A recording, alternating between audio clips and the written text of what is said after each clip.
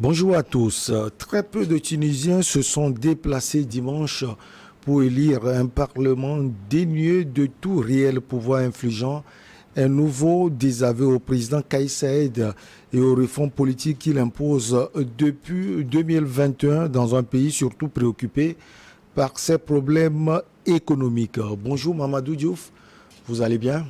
Bonjour Michel. Alors, est-ce que la Tunisie, c'est un pays préoccupé par les problèmes économiques ou bien les gens se désintéressent chaque fois de la politique incarnée par le président Kais Saied?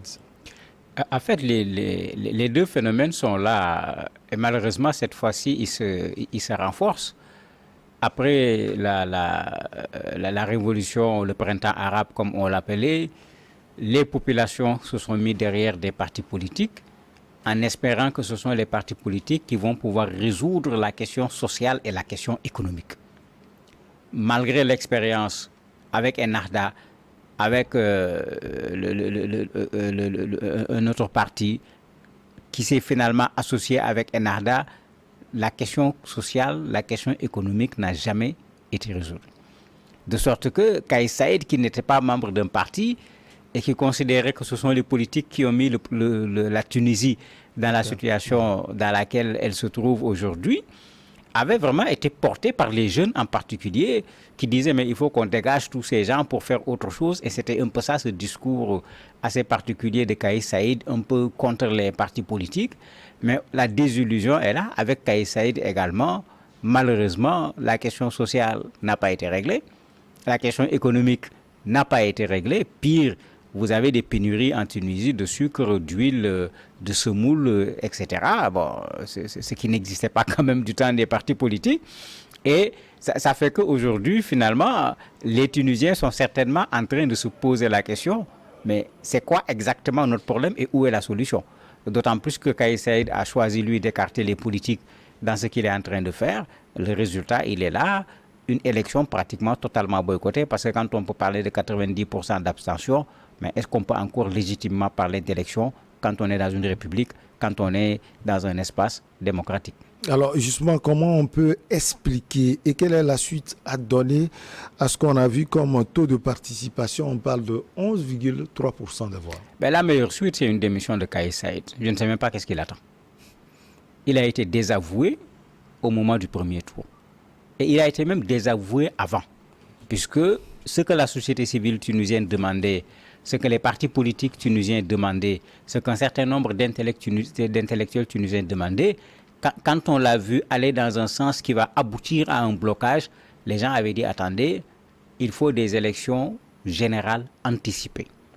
C'est-à-dire refaire l'élection présidentielle, refaire les élections législatives une bonne fois pour toutes, et espérer pouvoir repartir sur une nouvelle base qui cette fois-ci va être la bonne. Malheureusement, le président Kais Saied n'a écouté personne. Même une partie de la société civile, certains syndicats qui à un certain moment l'avaient un peu soutenu contre les partis politiques, il a fini par les évacuer, comme il a évacué également les partis politiques, en étant en train de gouverner seul par ordonnance un pays comme la Tunisie qui sort des Habib Bourguiba. Tu le ramènes à peu près à cela, puisque avec sa nouvelle constitution, il s'est taillé un régime hyper présidentiel dans lequel les parlementaires qu'on va élire n'auront absolument rien à faire. Destituer le président, ça sera tout un problème. C'est à la limite lui qui va pouvoir manipuler le Parlement, pas autre chose. Ben, on quitte un régime parlementaire, parce que c'était ça la Tunisie. On aurait compris même qu'on aille dans un régime semi-présidentiel, mais quitter un régime parlementaire pour retourner à un régime hyper présidentiel. Mais les Tunisiens ne l'ont pas accepté du tout. Et ils l'ont dit, ils l'ont crié partout. Le président a continué à baisser la tête. Et voilà, il est en train de cogner le mur. Mais ça suffit qu'il accepte tout simplement de reconnaître qu'il avait sa bonne intention. Il croyait pouvoir régler les problèmes de la Tunisie, il croyait pouvoir mobiliser les Tunisiens par le bas, puisque c'est ça qu'il avait dit. On se rappelle, on en avait parlé ici en disant le monsieur n'a pas présenté un programme clair, on ne sait pas où il va. Ouais. Ben, malheureusement, c'est ça aujourd'hui qu'on voit. Il ne savait pas exactement où aller, il a un peu navigué à vue. Quand les gens lui ont créé des problèmes, il a écarté les magistrats, tous ceux qui ont voulu lui créer des problèmes. Maintenant, il s'est retrouvé seul à bord. Si ça ne marche pas, il ne peut accuser personne. il doit tout simplement, avec ce résultat-là, qui est un désaveu pour la deuxième fois, accepter modestement de démissionner et de permettre à la Tunisie de reprendre la voie de la démocratie avec d'autres personnes. Alors, toujours parlant de ce désaveu, vous l'aviez dit tout à l'heure, dans votre développement, ce sont les jeunes qui, en 2019, ont porté le président Kais Saïed au pouvoir. Aujourd'hui, on parle de 5% de participation de ces jeunes. Comment on peut expliquer cela? Mais c'est très simple. Les jeunes ont un peu gardé cet élan révolutionnaire. Et c'est pourquoi, je le répète tout le temps, il faut savoir tenir un discours de vérité aux populations. On avait fait croire aux Tunisiens que mais avec la révolution, tout est réglé. Tout le monde était convaincu que c'était fini, on a fait tomber Ben Ali, donc il n'y a rien à faire, la Tunisie va se lancer. Ben Ali même, hein. Mais plein de chômage, plein de problèmes pour vivre correctement. Je parlais tout à l'heure de pénurie, mais le visage de la Tunisie était beaucoup plus rayonnant que ce visage-là. Ce qui ne veut pas dire qu'il n'y avait pas de problème. Du temps de Bourguiba comme du temps de Ben Ali, il y avait quand même des problèmes. Mais les problèmes ne se présentaient pas de la même façon, surtout qu'il y a la conjoncture internationale qu'il ne faut pas oublier, avec Covid qui a fait des dégâts en Tunisie, malgré les plateaux sur le plan médical. Ne parlons pas de la guerre en Ukraine. Bon, tout cela a joué, mais les jeunes étaient les plus pressés. C'est eux qui étaient là pendant la Révolution. C'est un jeune qui est mort, ce qui a déclenché cette révolution. Mohamed Bouazizi. Ce sont les jeunes qui sont sortis pour chasser Ben Ali du pouvoir. Tous ceux qui sont arrivés pratiquement au pouvoir, ce sont ces jeunes-là qui les ont portés au pouvoir. Mais finalement, ça commence à être d'abord très long. Et les déceptions se multiplient. Bon, en quelque sorte, les jeunes sont peut-être en train de se demander à quel politique ou bien à quel Tunisien se vouer, pour ne pas dire à quel saint se vouer. Puisque tout ce qui a été expérimenté, les gens se sont retrouvés dans des querelles entre partis politiques. C'est pourquoi quand Kais Saïed est venu, il a dit qu'il va écarter tous ces gens-là parce qu'ils se battent, ils font des combines entre eux, ils se partagent le pouvoir. Mais il est venu, il n'a pas fait mieux sur le plan social, il n'a pas fait mieux sur le plan politique, il a échoué sur le plan démocratique, il a échoué sur le plan politique. Mais effectivement, moins de 5% des jeunes, surtout ceux entre 18 et 25 ans, n'ont pas du tout participé aux élections. Et dès le premier tour, il l'avait dit, ils n'iront pas voter, ça ne sert absolument à rien. Ils n'y croyaient plus. Et c'est extrêmement grave qu'un pays en arrive à ce point. Et c'est pourquoi nos politiques doivent savoir prendre leurs responsabilités. Quand tu n'es pas capable de gérer la cité, il faut céder. Parce que quand tu persistes, voilà la conséquence. Une Tunisie qui allait vers une démocratisation à pas rapide même, si on peut le dire ainsi, à cause du printemps arabe, qui se retrouve aujourd'hui à faire complètement le contraire. Les populations refusent d'aller voter parce qu'elles considèrent qu'il n'y a rien à faire. La Constitution a été taillée sur la dimension du président de la République. L'Assemblée n'a plus aucune légitimité puisqu'il n'y a plus de pouvoir pratiquement, alors qu'auparavant, c'était le contraire. L'Assemblée était en mesure de bloquer le gouvernement et le président de la République. Et pire, dans tout cela, dans la Révolution, une des choses que les jeunes avaient le plus demandé, c'était la résolution de la question du chômage. Ils voulaient des emplois. Ils voulaient que le niveau de vie soit acceptable pour que tout le monde puisse vivre. Mais tous ceux qui sont passés comme régime, personne n'a résolu ces problèmes.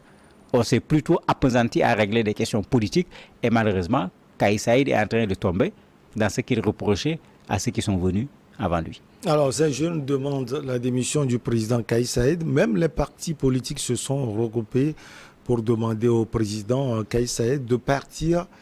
Est-ce qu'il va les écouter? J'espère qu'il va les écouter parce que c'est l'intérêt de la Tunisie qu'on ne soit pas obligé d'assister encore à une insurrection. Ça ne sert à rien de se retrouver encore dans un pays déjà en difficulté, qu'on va devoir bloquer par des grèves parce qu'il y a l'Union des syndicats de Tunisie qui s'était même approchée par moment du président de la République qui aujourd'hui a pris complètement ses distances. Les partis politiques n'en parlons pas. Ils avaient demandé depuis longtemps la démission du président de la République, surtout quand il a dissous l'Assemblée représentative du peuple. Mais il n'avait écouté personne. Je crois que cette fois-ci, peut-être, il va s'écouter lui-même parce qu'il a son propre plan. Il est en train de le mettre en œuvre, mais le plan ne marche pas. On n'a pas besoin d'aller chercher des spécialistes, d'aller chercher une loupe pour se rendre compte que ce qu'il veut n'intéresse pas du tout les Tunisiens, parce que c'est ça également le fait que les Tunisiens ne soient pas allés voter. Mais en ce moment, qu'ils regardent les choses en face, qu'ils puissent avoir cette grandeur d'homme d'État pour se rendre compte que mais voilà ce que je voulais, les populations n'en veulent pas. Mais si les populations n'en veulent pas, celui qui est devant, il est devant, c'est vrai, mais il est devant au nom des populations. Quand les gens ne veulent pas de ce que tu fais, est-ce que c'est nécessaire de s'éterniser? Alors que dans la situation actuelle, je ne le vois pas gagner la prochaine élection présidentielle quand il n'y a pas 10% de participation.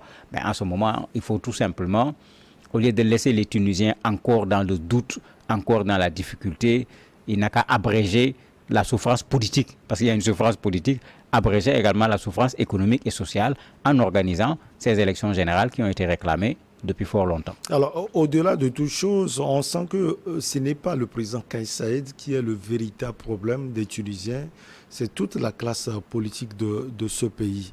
Alors, si Kais Saïed part, par exemple, qui pourra diriger, selon vous, ce pays et qui puisse donner un peu d'espoir à cette jeunesse? Mais les partis politiques sont là. C'est Kais Saïed qui essaie de les cacher, de mettre de l'ombre là-dessus, mais ils sont bien là. Les partis sont bien là.